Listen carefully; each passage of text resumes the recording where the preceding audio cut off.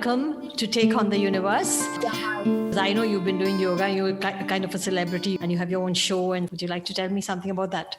Yeah, I started my journey at Satyananda Yoga, and then I went to an ashram for some further studies. It was really a very different experience, basically a different world altogether. And then I started teaching. Now it's been like 18 years I've been teaching and trained a lot of celebrities to a lot of business people to a lot of normal, basically a person from every field, from a lawyer to a housewife. It's been a very enriching experience, and yoga has helped everybody, whoever has come with a problem and said, this is my issue. Let it be a psychosomatic problem, let it be a physical ailment, or just a basic thing like weight loss or diabetes or arthritis. Yoga has done magic in everybody's life. Yoga is basically connection to your own breath, awareness in the daily experience, awareness of every emotion we go through and how we react to a situation, or rather act in a situation. Our emotional body, our intellectual body, and our spiritual body. Right. Yoga works in developing and enhancing all these different bodies to a very higher level, which mostly cannot happen with other forms. Of course, classical dance and Tai Chi and all that gives you a good experience, but yoga is something which unites you to the divine, to the some supreme power which is beyond us, who is controlling us and is controlling the entire world. Awareness of that and getting into the states of meditation, even just doing a basic Hatha yoga posture is meditation in action. Even when you're just cooking or just reading or basically doing your work, whether you're designing, whether you're an architect or an engineer or a writer or making a movie or just a housewife, it's a complete awareness and involvement into your work and not letting anything else distract you or pull you down. That is what yoga does to you, makes you mentally, emotionally very strong. So yoga, the word and the origins of yoga, where does yoga originate from? Basic founder of yoga is Lord Shiva. And then it went down to the Rishi Munis, who were the scientists of that time, who developed all these Hatha yoga practices. And they used to practice in the jungles, in the extreme conditions, and see how it is making your body more strong. For example, your spinal cord, your vertebral column, the spine has to be straight, and how you walk and how you don't fall sick in too much cold and you don't get heat waves. So all these experiments were done, and then the Hatha yoga postures were developed, and then they further get segregated into Ashtaang yoga, that is more of strength training in yoga. Vinyasa yoga is free flow of postures where we keep moving from one posture to the other posture. Then basic postures, that is called classical yoga. If somebody has diabetes, then you properly practice a certain set of postures and you get your results. If you have arthritis, then you practice Pavan Muktasana series that we work on different joints, and then you get that arthritis pain out of your body. So all these things were developed. But the basic philosophy of yoga was given by Patanjali, which is written in Yoga Sutras, Patanjali Yoga Sutras.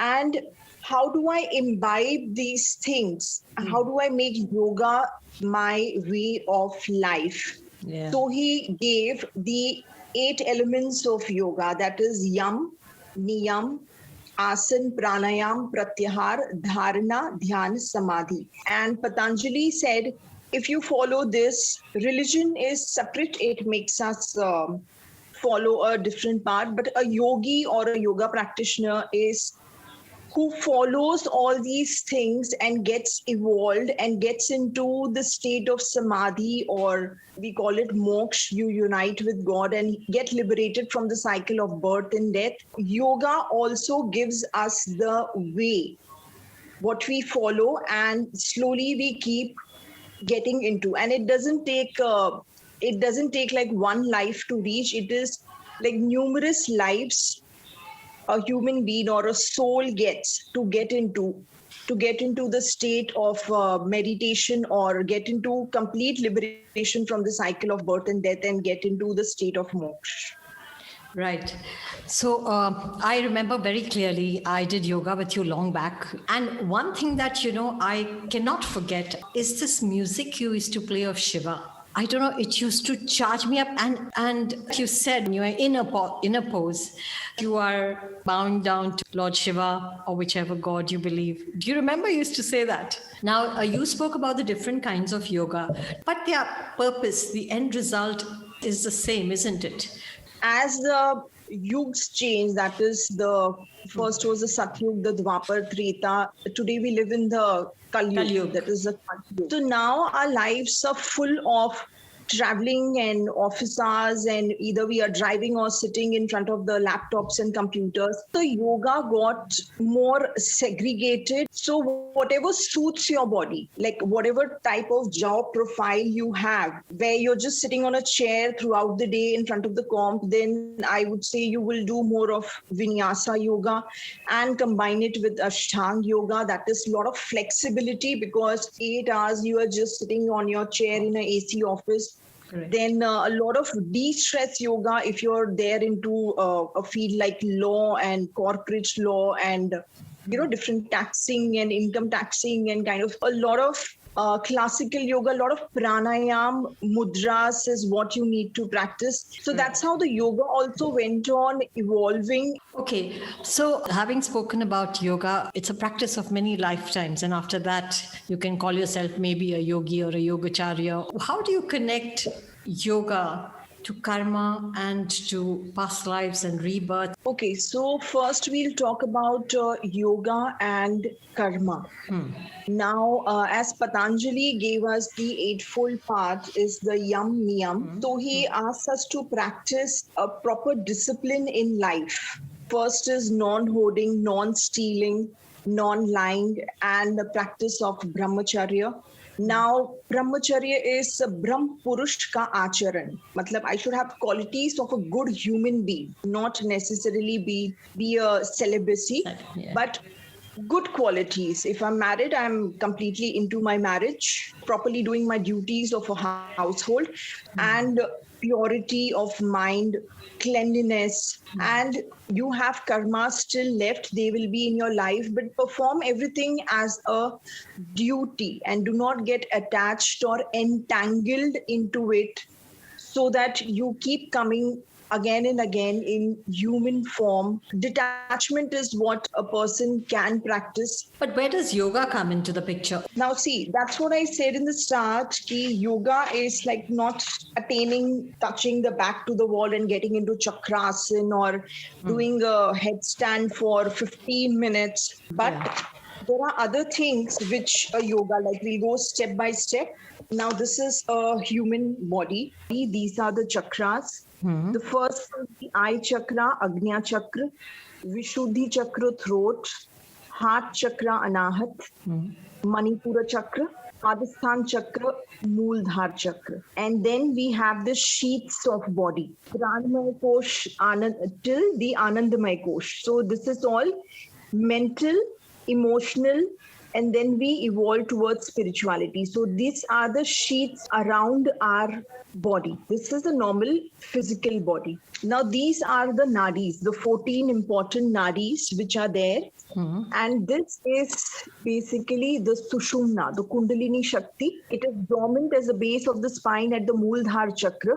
Correct. And as we practice the asanas, it comes till the navel. And then with the practice of pranayam and further advanced practices, it can reach the Sahasrara chakra, where a person gets into state of meditation. And this is Ira and Pingla, that is the right and the left nostrils, sun and the moon.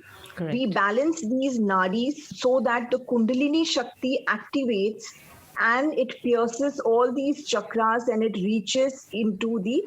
passes all these chakras and it reaches the Sahasrara chakra. So this happens Like it's a journey. It's like a long journey which happens, like we all have to take a lot of lives. Now, first we'll talk about the chakras. What are chakras? And how yoga works. Now, every posture we do, it energizes your chakra. For example, the Surya Namaskar 12 steps. The first one starts with Anahat Chakra, position 1, then it moves to other chakras. So first we start with from the base, that is the Mooladhara Chakra. Mooladhara Chakra is at your perineum, and it is where the Kundalini Shakti is dormant. Correct. And it is the seat of desire. And above that, 4 fingers below the navel is Swadisthan Chakra. Now this chakras, they take care of the functions of the lower parts of the body, your kidneys, lower back, anal, bladder, uterus. So all these functions are taken care by the lower chakras. So as we do practices that are asanas, a lot of Nataraj asana and stretches of the legs and Paschimottanasana asana and all the leg stretches, inner thigh, groin, lower back stretches, the chakras get energized. On the physical, that is the physical body gets more stronger. Like whatever issues a person may have with the periods, with lower back pain, slip disc, all these things get cured. And on the mental and on the spiritual level, there are desires. These two are the seat of desires. Correct. Now these desires can be positive desires and negative desires. So as we go on practicing yoga, whatever form of yoga you are practicing, with full awareness, with your full focus and concentration on the breathing, with good teachers, reading good stuff, a person automatically gets the awareness of a wrong and a good desire. So it's no harm in having good desires and working towards them. So when we practice yoga, I can say with my own experience, the number of students I have taught, the awareness of wrong and right, where I should draw the line, where I should not cheat or hurt or harm the other person, it makes you more spiritual. Now above that is your Manipura Chakra, that is 4 fingers above the navel. That is the solar plexus. And here we have all different daily emotions: fear, anxiety, anger, jealousy. Like too much of anger will spoil your liver. Too much of jealousy will harm the kidneys. And too much of worry will give you constipation.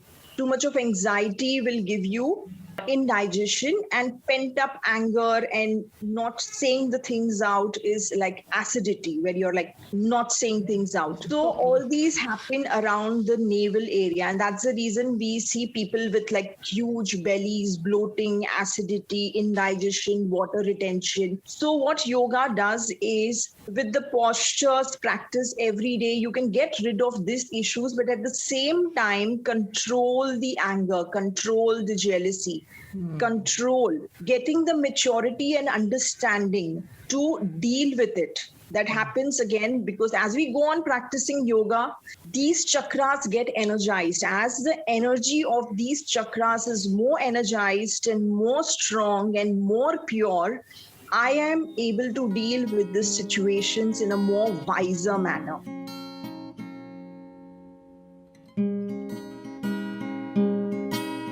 Take on the universe. Subscribe and come on board our channel. Share your experiences. Contact us at takeontheuniverse@gmail.com.